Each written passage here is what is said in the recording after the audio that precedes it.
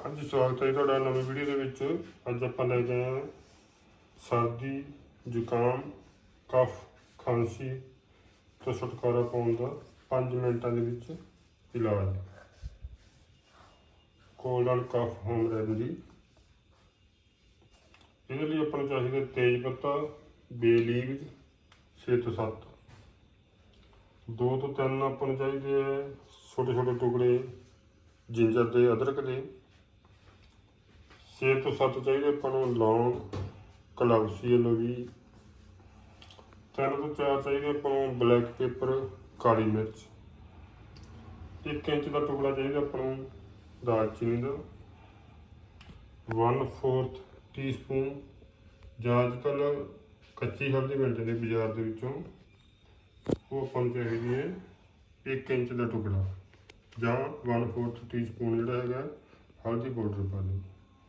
Pure organic ਹੋਵੇ ਤਾਂ ਬਹੁਤ ਹੀ ਜ਼ਿਆਦਾ ਵਧੀਆ।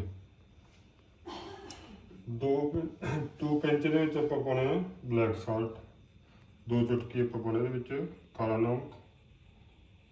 50 ਗ੍ਰਾਮ ਆਪਾਂ ਇਹਦੇ ਵਿੱਚ ਜੈਗਰੀ ਪਾ ਸਕਦੇ ਹਾਂ। ਜੇ ਜੈਗਰੀ ਆਪਣੇ ਕੋਲ ਗੁੜ ਵਗੈਰਾ ਨਹੀਂ ਤਾਂ ਸ਼ੱਕਰ ਪਾ ਸਕਦੇ ਹਾਂ। ਜੇ ਸ਼ੱਕਰ ਵੀ ਨਹੀਂ ਤਾਂ ਇਸ ਤੋਂ ਵੀ ਵਧੀਆ ਆਪਣੇ ਕੋਲ ਸ਼ਹਿਦ ਹੁੰਦਾ।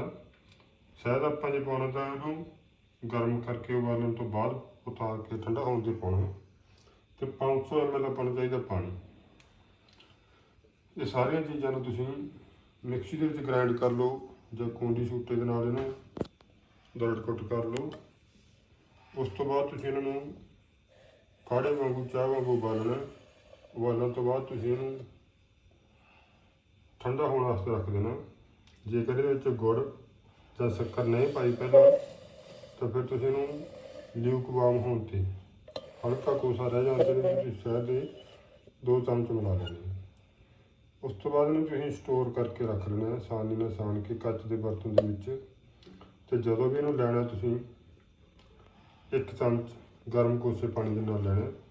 ਦਿਨ ਦੇ ਵਿੱਚ 3-4 ਟਾਈਮ ਆਪਾਂ ਇਹਨੂੰ ਲੈ ਸਕਦੇ ਹਾਂ। ਅਤੇ ਇਹਦੇ ਨਾਲ ਆਪਾਂ ਕੀ ਹੈ ਵੀ ਜਦੋਂ ਖੰਘ ਖਾਂਸੀ ਦੀ ਕੋਈ ਵੀ ਦਵਾਈ ਜਦੋਂ ਲੈਂਦੇ ਹਾਂ ਤਾਂ ਉਹਦੇ ਵਿੱਚ ਅੱਧਾ ਪੌਣਾ ਘੰਟਾ ਬਾਅਦ ਆਪਾਂ ਕੁਝ ਵੀ ਨਹੀਂ ਖਾਣਾ ਪੀਣਾ ਹੁੰਦਾ, ਖਾਸ ਕਰਕੇ ਪਾਣੀ ਤਾਂ ਜਮਾਂ ਨਹੀਂ ਪੀਣਾ ਹੁੰਦਾ। ਇੰਨਾ ਕੁ ਪਰਹੇਜ਼ ਤੁਸੀਂ ਰੱਖਣਾ। ਇਹਨੂੰ ਤੁਸੀਂ ਜਦੋਂ ਲੈਣਾ ਹੈ ਗਰਮ ਕੋਸੇ ਪਾਣੀ ਦੇ ਨਾਲ ਲੈਣਾ, ਅਤੇ ਉਸ ਤੋਂ ਬਾਅਦ ਤੁਸੀਂ ਅੱਧਾ ਘੰਟਾ ਕੁਝ ਨਹੀਂ ਖਾਣਾ ਪੀਣਾ, ਪਾਣੀ ਤਾਂ ਬਿਲਕੁਲ ਨਹੀਂ ਪੀਣਾ ਠੰਡਾ। ਹੁਣ ਇਹਦੇ ਵਿੱਚ ਜਿਹੜੇ ਇਨਗਰੀਡੀਅੰਟ ਹੈ ਉਹਨਾਂ ਦੀ ਹਰ ਇੱਕ ਦੀ ਵੱਖੋ ਵੱਖਰੀ ਕਰੈਕਟਰਿਸਟਿਕਸ ਹੈ। ਜਿਹੜਾ ਜਿੰਜਰ ਹੈ, ਅਦਰਕ ਹੈ, ਇਹ ਫੇਫੜਿਆਂ ਵਾਸਤੇ ਬਹੁਤ ਚੰਗੀ ਚੀਜ਼ ਹੈ। ਤੇਜ ਪੱਤਾ, ਇਹ ਵੀ ਮਤਲਬ ਡਾਈਜੈਸ਼ਨ ਵਾਸਤੇ, ਖੰਘ ਜ਼ੁਕਾਮ ਵਾਸਤੇ ਬਹੁਤ ਹੀ ਲਾਹੇਵੰਦ ਹੈ। ਇਸੇ ਤਰ੍ਹਾਂ ਬਲੈਕ ਪੇਪਰ, ਕਾਲੀ ਮਿਰਚ, ਲੌਂਗ। ਜਿਹੜੀ ਦਾਲਚੀਨੀ ਹੈ, ਦਾਲਚੀਨੀ ਦਾ ਇੱਕ ਆਪਣਾ ਵੱਖਰਾ ਇਹਦਾ ਟੇਸਟ ਹੁੰਦਾ। ਥੋੜ੍ਹੀ ਜਿਹੀ ਗਰਮ ਹੁੰਦੀ ਹੈ, ਸਰਦੀ ਦੇ ਵਿੱਚ ਇਹਨੂੰ ਵਰਤਿਆ ਜਾ ਸਕਦਾ। ਪਲੱਸ ਇਹ ਜਿਹੜੀ ਹੈਗੀ ਹੈ ਬਲੱਡ ਥਿਨਰ ਵੀ ਹੈ, ਖੂਨ ਨੂੰ ਪਤਲਾ ਕਰਨ ਵਾਲੀ ਇੱਕ ਨੈਚੁਰਲ ਹਰਬ ਹੈ। ਬਲੈਕ ਸਾਲਟ ਜਿੱਥੇ ਇਹ ਮਿਨਰਲ ਭਰਪੂਰ ਹੁੰਦਾ ਉੱਥੇ ਇਹ ਨਾਲ ਹੀ ਟੇਸਟ ਨੂੰ ਇਨਹੈਂਸ ਕਰਦਾ, ਟੇਸਟ ਵਧਾਉਂਦਾ। ਜੈਗਰੀ ਜਿਹੜਾ ਗੁੜ ਜਿਹੜਾ ਆਪਣੇ ਆਪ ਦੇ ਵਿੱਚ ਹੀ ਆਇਰਨ ਦਾ ਸਰੋਤ ਹੈ। ਆਇਰਨ ਬਹੁਤ ਇਹਦੇ ਵਿੱਚ ਮਾਤਰਾ 'ਚ ਹੁੰਦਾ। ਆਇਰਨ ਹੋਣ ਕਰਕੇ ਹੀ ਜਿਹੜਾ ਹੈਗਾ ਆਪਣਾ ਬਲੱਡ ਬਣਾਉਣ ਦੇ ਵਿੱਚ ਜਾਂ ਬਲੱਡ ਸੈਲਜ਼ ਬਣਾਉਣ ਦੇ ਵਿੱਚ ਇਹ ਬਹੁਤ ਮਦਦਗਾਰ ਹੁੰਦਾ। ਇਹ ਸਾਰੀਆਂ ਚੀਜ਼ਾਂ ਆਪਾਂ ਨੂੰ ਆਮ ਪੰਸਾਰੀ ਦੀ ਦੁਕਾਨ ਤੋਂ ਮਿਲ ਜਾਂਦੀਆਂ।